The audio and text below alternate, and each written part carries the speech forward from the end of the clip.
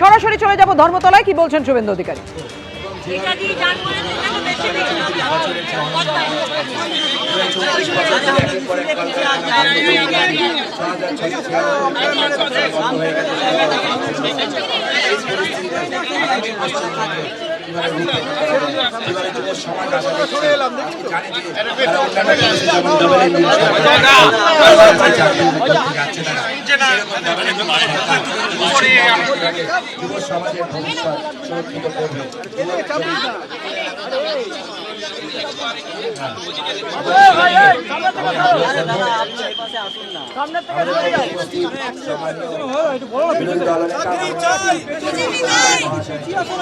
চাকরি চাই বাংলা স্লোগান তুলে ধর্মতলা এই মুহূর্তে শুভেন্দু অধিকারী সরাসরি দেখছেন আপনারা। বিজেপি নেতা কর্মী সমর্থকরাও রয়েছেন, কি বলছেন শুনবো।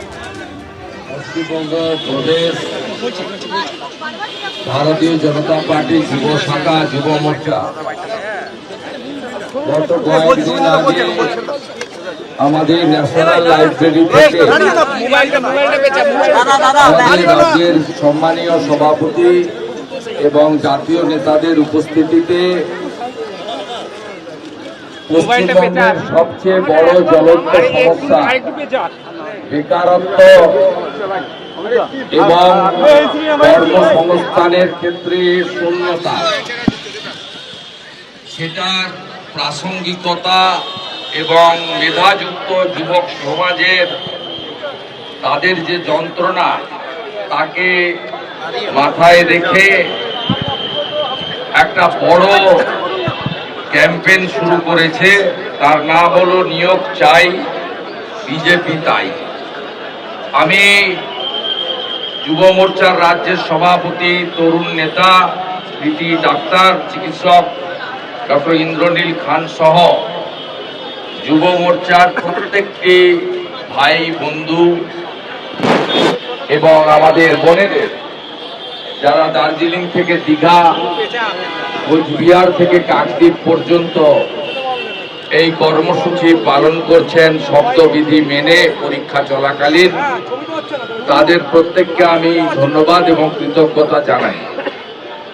এই কর্মসূচিতে ডক্টর ইন্দ্রনীল খান আমাকে আজকে খানিকটা সময় তাদের সাথে দেওয়ার জন্য আমন্ত্রণ করেছিলেন। ইতিমধ্যে আমার হাত দিয়ে একাধিক শিক্ষিত যুবক যুবতী তারা এই কর্মসূচিতে যে নির্দিষ্ট চাকরির দাবি করে রাজ্যের মুখ্যমন্ত্রীর কাছে যে চিঠি পাঠানোর একটা ম্যাসিভ ক্যাম্পেইন চলছে, আমি ড্রপ বক্সে তাদের স্বাক্ষরিত তারিখযুক্ত এই চিঠি ড্রপ বক্সে ফেললাম। আমার সাথে কলকাতা কর্পোরেশনের বিরোধী দলনেত্রী, সবারের কাউন্সিলর আমাদের মীনা দেবী পুরোহিত মহোদয়া রয়েছেন। আমাদের মধ্যে উত্তর কলকাতার সভাপতি ভাই তমগ্ন রয়েছেন। আমাদের পার্ষদ, আমাদের রাজ্যের অন্যতম বিশিষ্ট নেতৃত্ব বিজয় ওঝা রয়েছেন এবং একাধিক যুব মোর্চার নেতৃত্ব এবং কলকাতা সাউথ এবং নর্থের যুব মোর্চার কার্যকর্তারা রয়েছেন এবং সাংবাদিক বন্ধুরা আছেন। এই কর্মসূচি কেন্দ্রিক দু চারটি কথা আপনাদের মাধ্যমে পশ্চিমবঙ্গের যুব সমাজের কাছে প্রেরণ করতে চাই। প্রথমত, যথাযথভাবে যুব মোর্চা এই কর্মসূচি নিয়েছে, অত্যন্ত হৃদয়গ্রাহী বাস্তবতা মেনে প্রাসঙ্গিক একটি স্লোগান রেখেছে, নিয়োগ চাই বিজেপি তাই। পরিবর্তন না এলে পশ্চিমবাংলার মেধাযুক্ত যুবক যুবতীদের কর্মসংস্থান হবে না এবং স্বচ্ছতার সঙ্গে চাকরির পরীক্ষাগুলি হবে না এবং তারা নিয়োগ পাবে না।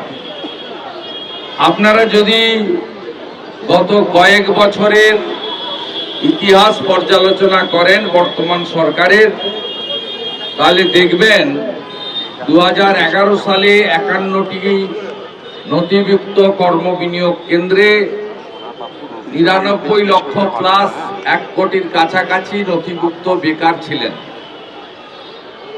আর এই রাজ্যের মুখ্যমন্ত্রী মিথ্যাচার এবং আসল ইস্যু থেকে সবসময় সরিয়ে দিয়ে চটকদারি রাজনীতিতে, নাটক ড্রামাতে বিশ্বাস করেন।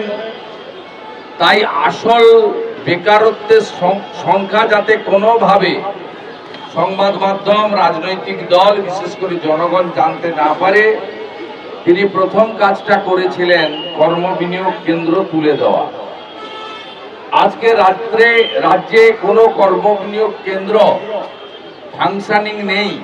কর্মবিনিয়োগ কেন্দ্রের আধিকারিক এমপ্লয়িদেরকে লেবার ডিপার্টমেন্টের সঙ্গে সংযুক্ত করে দেওয়া হয়েছে। এই কাজ অত্যন্ত ক্লেভারলি করেছেন।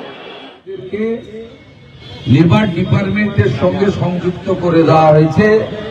এই কাজটা অত্যন্ত ক্লেভারলি মুখ্যমন্ত্রী করেছেন। তিনি বেশ কয়েক বছর আগে ঘোষণা করেছিলেন যে আমি একটি এমপ্লয়মেন্ট ব্যাংক তৈরি করলাম। এই এমপ্লয়মেন্ট ব্যাংকে যারা নাম নথিভুক্ত করবেন তারা মাসে 1500 টাকা করে বেকার ভাতা পাবেন। শেষ করার পরে তারা সেখানে নাম নথিভুক্ত করবেন। কিন্তু বাস্তবে এমপ্লয়মেন্ট ব্যাংকের যে পোর্টাল, সেটা উনি কয়েক বছর আগে নন ফাংশনিং করে দিয়েছেন। সেখানে নাম যুক্ত করা যায় না, বিযুক্ত হওয়ারও সুযোগ নেই। 1500 টাকা বেকার ভাতা উনি 21-এর নির্বাচনের আগে, 16-র নির্বাচনের আগে মাত্র দুবার দিয়ে সেটাও বন্ধ করে দিয়েছেন। 21 সালে তৃতীয়বার ক্ষমতায় আসার পরে গত 5 বছর বেকার ভাতা নামক বস্তুটাও বাংলা থেকে কর্মবিনিয়োগ কেন্দ্রের সাথে সাথে তুলে দিয়েছেন। আমরা করোনা কালে যখন মাননীয় প্রধানমন্ত্রী বিশেষ ট্রেনের ব্যবস্থা করলেন, সেদিন পশ্চিমবাংলায় কর্মসংস্থানের উদ্দেশ্যে পাড়ি জমানো অন্য রাজ্যে থাকা যুবকদের সংখ্যা এবং ভিড় দেখতে পেলাম। কোয়ারেন্টাইন সেন্টার করা হয়েছিল যারা অন্য রাজ্য থেকে এসেছেন। 7 দিন সেন্টারে, 7 দিন বাড়িতে আইসোলেটেড থাকতে হবে তাদের। তার হেলথ ডিপার্টমেন্ট যে ডাটা তুলেছিল, সেখানেই প্রায় 60 লক্ষের বেশি এমন যুবকের তালিকা পাওয়া গেল যারা বাইরের রাজ্যগুলিতে রুটি রুজির প্রশ্নে তারা জীবন যুদ্ধের সংগ্রাম গ্রাসাচ্ছাদনের জন্য, সংসার প্রতিপালন করার জন্য, বৃদ্ধ বাবা মার ওষুধ কেনার জন্য, পরিবার পরিজন, সন্তান সন্ততিকে ভালো রাখার জন্য এই রাজ্য ছেড়ে চলে গেছেন। এবিপি আনন্দ, এগিয়ে থাকে, এগিয়ে রাখে।